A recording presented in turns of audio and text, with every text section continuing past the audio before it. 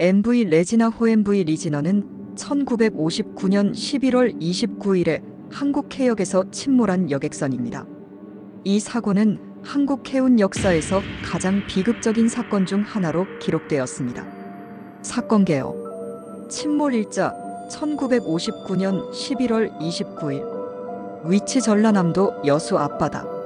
사고 원인 과적과 악천후 태풍사라의 여파. 탑승 인원 공식적으로 약 325명이 탑승한 것으로 알려졌지만 실제 탑승자는 더 많았을 가능성이 있습니다. 사망자 수 약 325명, 전원 사망 생존자는 보고되지 않음. 사고 원인. 과적 정원 초과로 인해 선박이 과부하 상태였으며 무게 중심이 불안정했던 것으로 추정됩니다.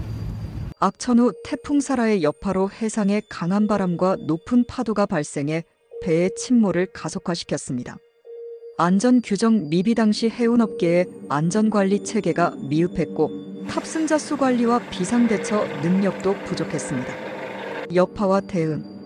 MV 레지나호의 침몰 사고는 한국 사회에 큰 충격을 주었으며 이후 해상교통안전규정 강화와 여객선의 관리체계 개선을 요구하는 목소리가 높아졌습니다.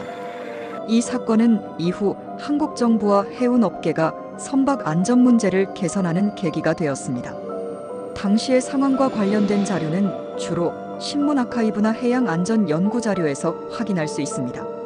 사고의 배경. 선박정보 MV 레지나호는 여객선으로 설계되었으며 주로 전라남도 지역의 섬들과 육지를 연결하는 역할을 했습니다. 하지만 당시 여객선의 안전검사나 유지보수는 현재에 비해 매우 미흡한 상황이었습니다. 과정 문제. 당시 많은 사람들이 섬 지역에서 육지로 이동하거나 반대로 이동하는 수단으로 여객선을 이용했습니다. 특히 명절이나 큰 행사가 있는 기간에는 정원 초과가 일상적으로 이루어졌습니다. MV 레지나호가 침몰할 당시도 정원인 약 300명을 훨씬 초과한 인원이 탑승했을 가능성이 큽니다. 날씨. 태풍사라가 지나간 이후 남해안과 전라남도 앞바다에는 여전히 강풍과 높은 파도가 남아 있었습니다. 이런 악조건 속에서 배가 항해하다가 사고가 발생한 것으로 보입니다. 사고 경과. 침몰 당시 상황. MV 레지나호는 여수항에서 출발한 뒤 목적지로 향하던 도중 전라남도 여수 앞바다에서 중심을 잃고 기울기 시작했습니다. 강한 파도와 바람이 배를 뒤집으면서 침몰 속도가 매우 빨랐던 것으로 알려져 있습니다. 구조활동의 한계. 사고 당시 해양 구조 시스템이 매우 열악했습니다. 구조 신호를 발신하거나 생존자들을 구조할 수 있는 기술적 장비와 조직적인 구조 활동이 부족했기 때문에 대부분의 탑승자가 사망한 것으로 보입니다. 사망자와 실종자. 사망자 약 325명 전원 사망으로 추정되며 생존자는 기록되지 않았습니다. 탑승자 파악의 어려움. 정확한 탑승자 명단이 관리되지 않았기 때문에 실종자 수와 정확한 사망자 수를 파악하기 어려웠습니다. 당시에는 탑승권 확인 절차가 느슨했고 무임승차도 흔했습니다. 사고의 여파. 사회적 충격. 이 사고는 당시 언론을 통해 대대적으로 보도되었고 전국적인 애도의 물결을 일으켰습니다.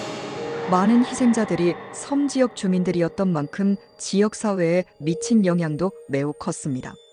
정부와 해운업계의 변화. 여객선 정원 규정을 강화했습니다.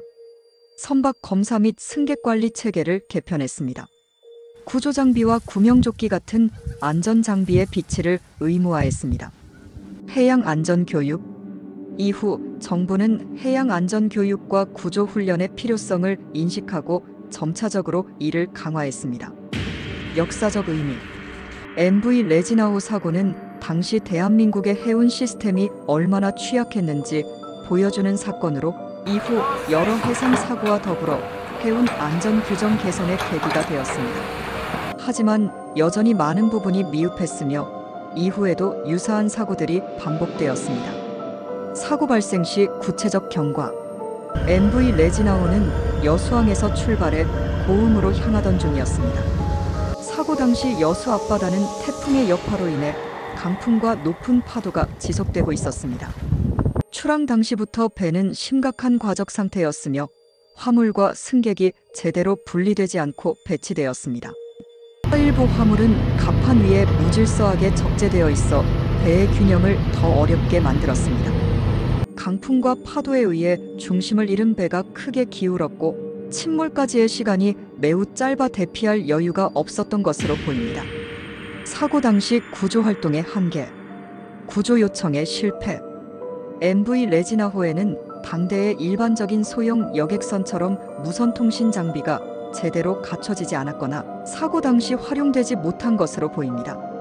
구조 신호를 외부에 보내는데 실패했기 때문에 인근 선박이나 구조대가 사고를 제때 알지 못했습니다. 구조 인프라 부족. 당시 대한민국은 해양 구조 시스템이 체계적으로 정비되지 않았고 구조 작업에 필요한 장비나 훈련된 인력이 매우 부족했습니다. 침몰 후 사고 현장에 도착한 구조대는 대부분 민간 어선이었으며 생존자를 찾지 못하고 사망자 수습에만 집중할 수밖에 없었습니다. 자연 조건의 어려움. 높은 파도와 강풍으로 인해 사고 발생 직후 구조 활동조차 어려운 상황이었습니다.